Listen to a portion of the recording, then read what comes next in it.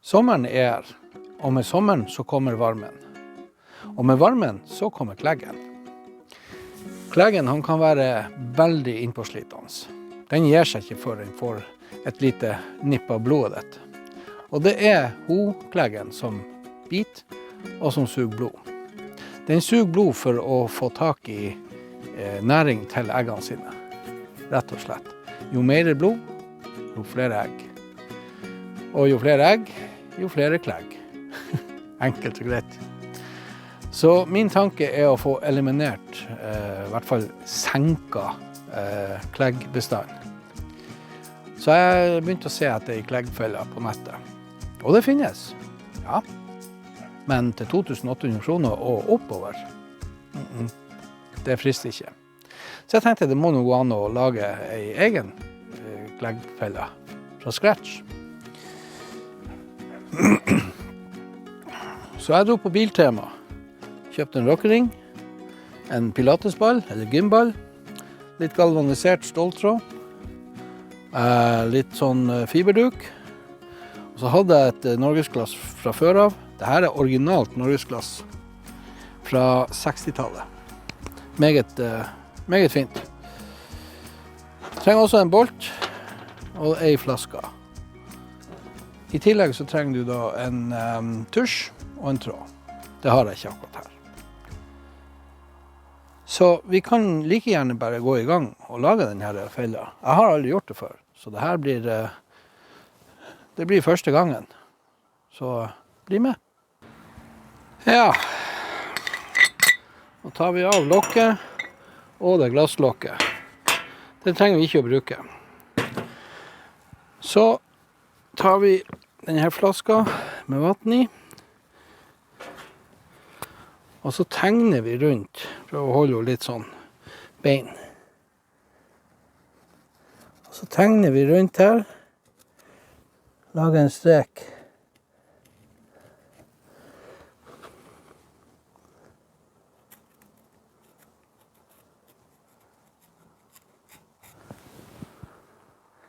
Og vannet er der kun for å gi det litt tyngde, det er ikke noe mer hokus pokus enn det.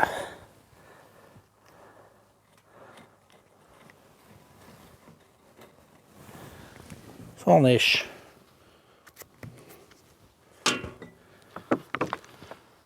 Da har vi en strek rundt der. Det ble jo litt sånn rotete, men det får gå. Så kvelder vi bare ut vannet her.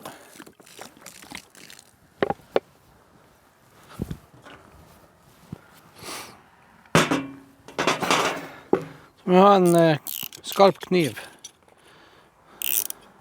Helst en tapetkniv. Så skjærer vi langs med den streken.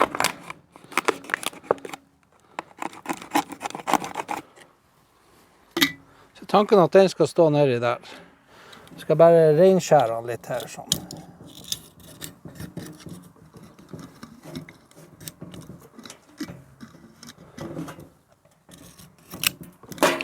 Sånn. Så tester vi og ser om vi får lokket på. Sånn. Så tanken er at flua da går opp her, flyger inn i glasset, og så kommer de seg ikke ut igjen. Det er den klar. Da må vi jo lage til noe for å henge opp det her med. Og da bruker vi rett og slett bare ståltråd. Og det første vi skal gjøre med den ståltråden er å lage en løkke rundt her. Rett og slett. Så vi klipper av litt der.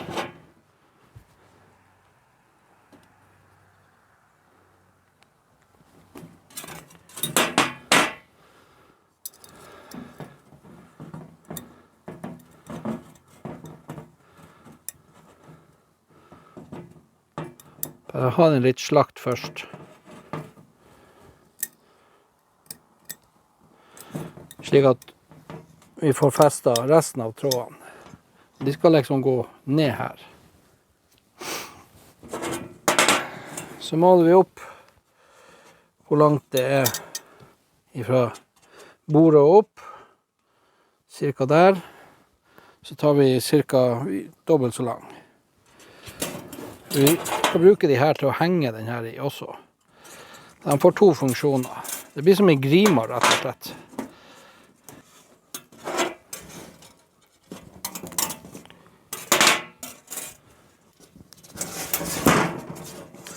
Verdens dårligste tang. Avbitertang. Ja. Så tar vi da... Her tror jeg skal lage litt lenger. Jeg tror det kan være greit. Lager den litt ekstra lang, sånn at jeg kan bare klippe av da, det som blir for langt.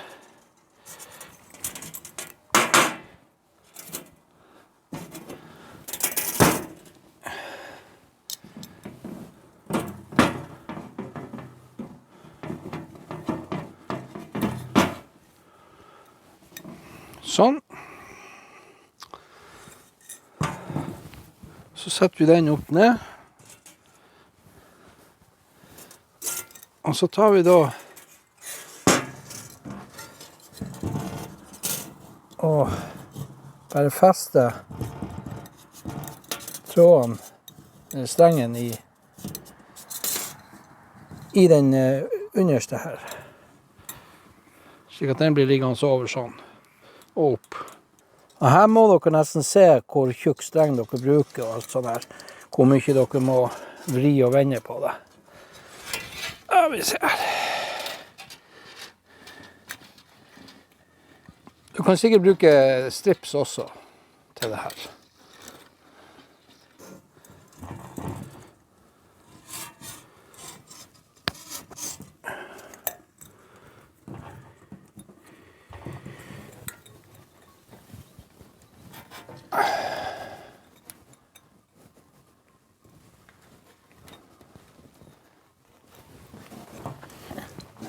Og så snurrer vi den bare sånn. På samme tid så får vi det strammet litt.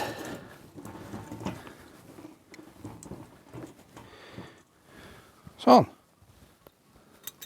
Da kan vi lage oss en krok der så vi kan henge den i en grein for eksempel. Så sånn gjør vi det. Det blir som en grima rett og slett. Da skal vi lage til en kjegla. Og da bruker jeg rett og slett bare et skrujern som jeg har festet en tråd i. Og en tusj som jeg festet tråden i. Sett den her ned i marka, boom, tegne rundt, få en rund sirkel. Og så lager vi kjegler av det. Enkelt og greit. Så den her tråden er cirka 1 meter lang.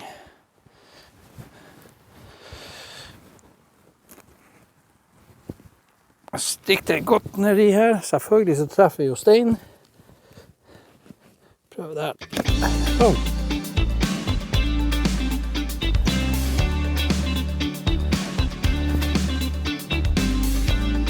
Og så tegner vi bare rundt. Om ikke det blir helt jevnt, det gjør ingenting. Det kan vi klippe av senere. Om så skulle være. Kleggen er allerede kommet fram nå. Bare sola kom litt fram, så var kleggen der. Så tar vi saks, klipper ut den der.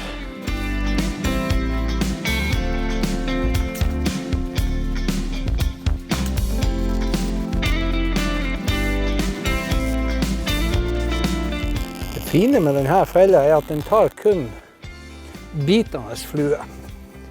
Den tar ikke humler, den tar ikke veps, men den tar klegg og hjortelusflua, den tar blinding, den tar svartflua. Den skal visst nok ta mygg også, men i hvor stor grad vet jeg ikke.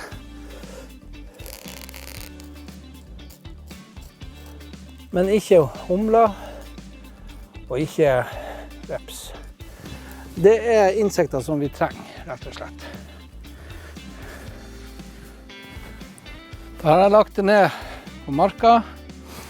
Og der som jeg har satt skrujernet, det er senter av sirkelen. Så klipper vi bare en åpning fram til dit. For hvis vi fester den her i ringen nå, sånn som den er nå, så blir den litt rar.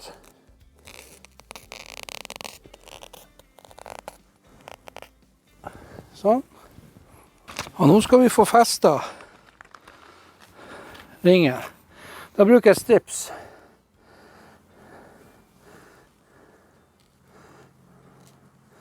Så stikker han bare gjennom her.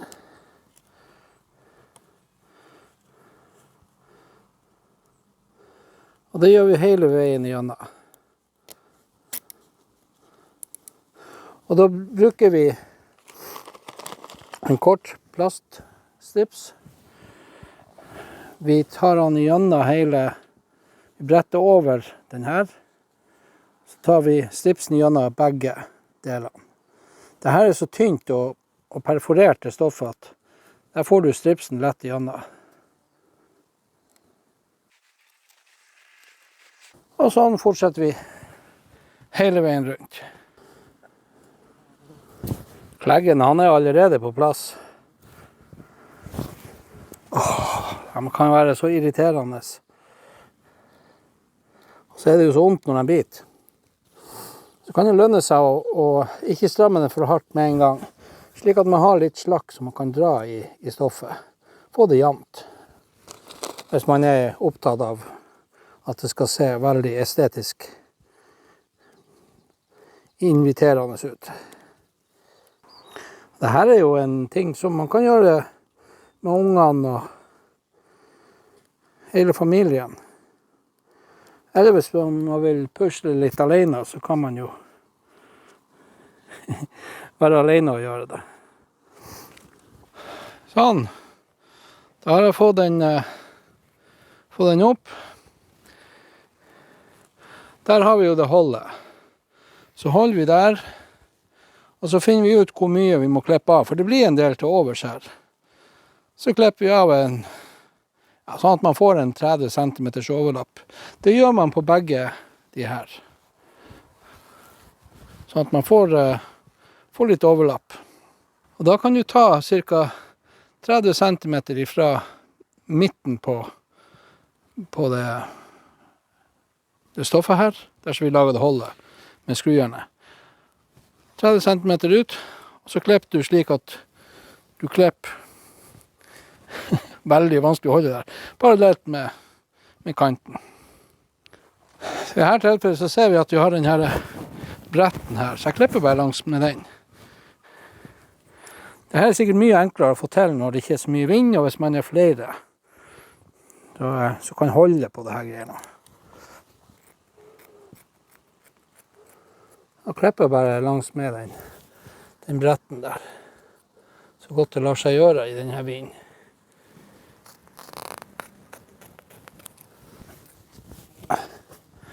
Den kleggen, han er altså på hele tiden.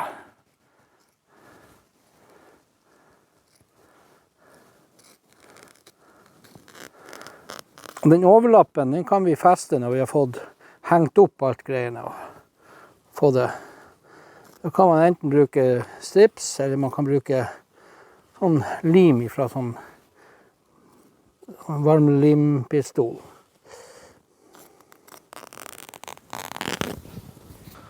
Sånn, ish. Resten fikser vi når vi har fått hengt opp, og da fikser vi det her greiene. For det er enten limt sammen, eller bare stripsa sammen. Da skal vi se om vi får på det her glasset. Og da må vi finne senter av her. Jeg har prøvd litt og feilet litt. Men nå tror jeg har funnet teket på det.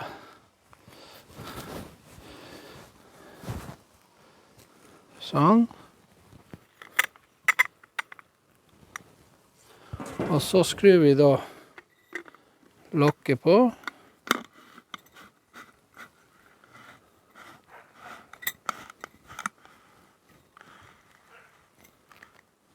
Sånn.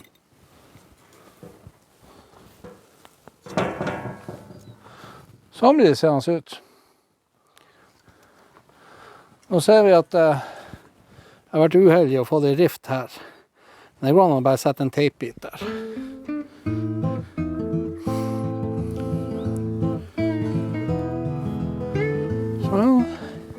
Kan vi jo bare henge den opp her, for eksempel.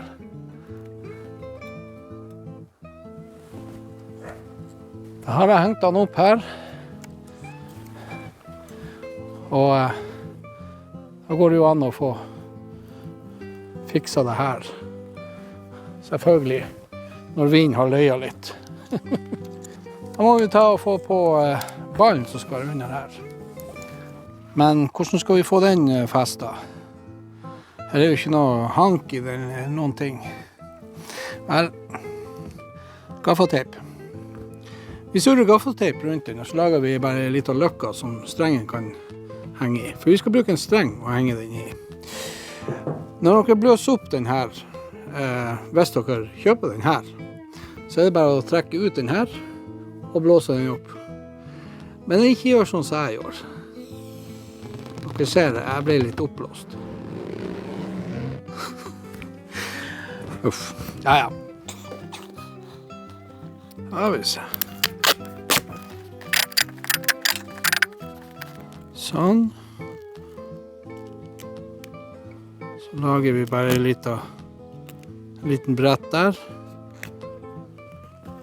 Sånn. Godt å ta den litt ekstra nedover her. Det blir aldri for mye gaffa.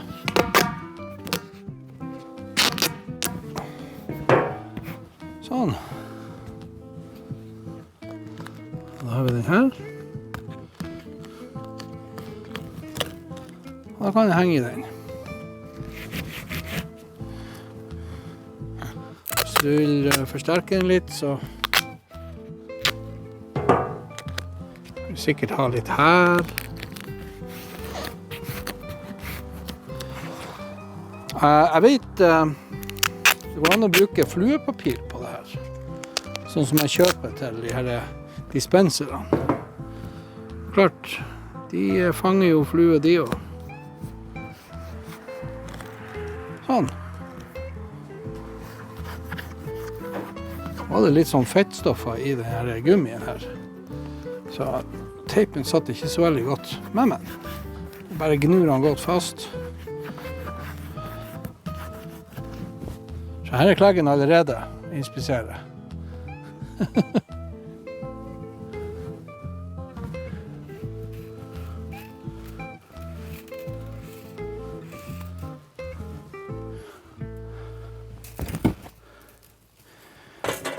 Sånn.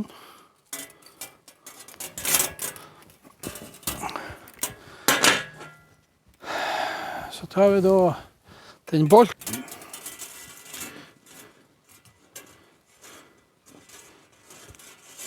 Og så surrer vi bare et par ganger rundt.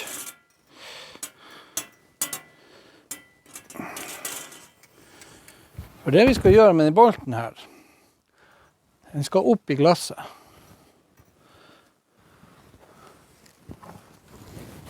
Håper han ikke forstår den bolten.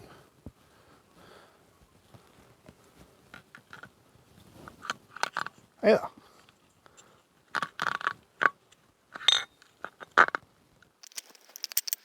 Jeg har ikke lyst til å ta tak i han og bøye han litt. Det går jo ikke. Prøv å få han litt på siden av den der. Sånn.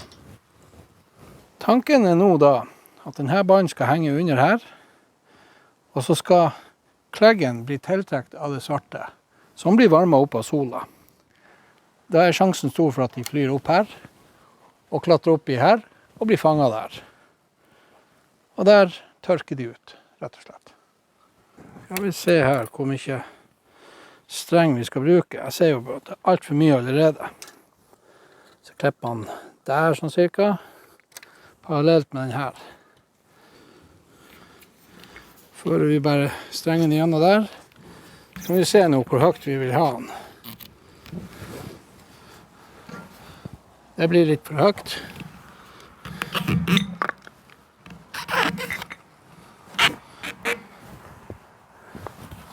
Litt for lavt. Vi prøver den der. Så ser vi.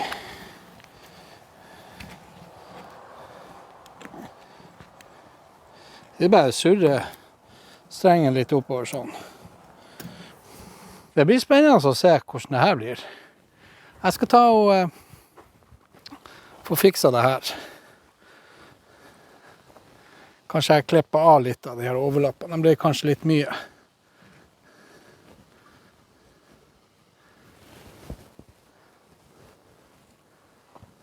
Ja, jeg klipper litt av dem, og så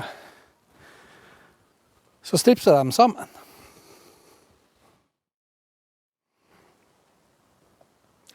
Pent ble det jo ikke. Men det er ikke det som er poenget her.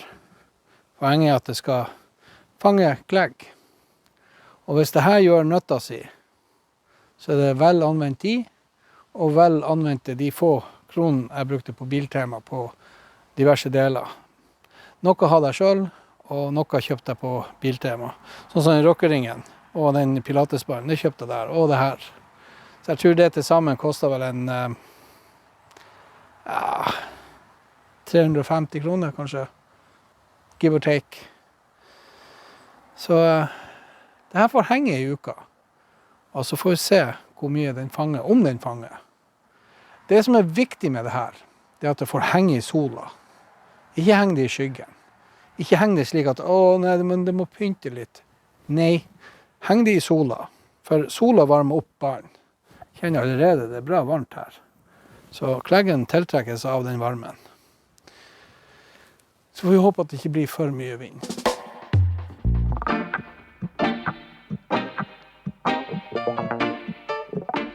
Det har gått en uke, nøyaktig en uke siden jeg laget til den her.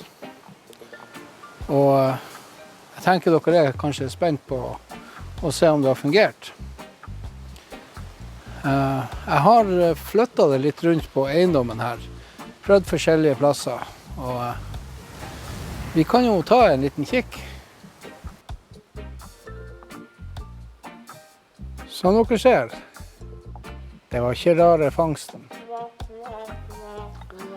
Til tross for å ha flyttet den, jeg tror jeg har hengt den på 8 forskjellige plasser, så er det mer eller mindre ingenting inni her. Her er mye sånne småfluer, men noe klegg, det er der ikke.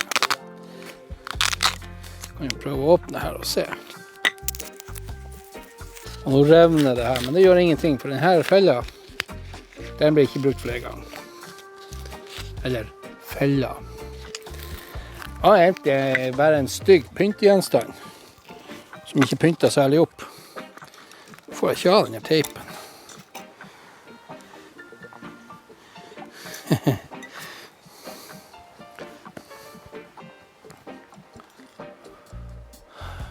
Såpass har den tatt på en uke. Og ikke en eneste klegg.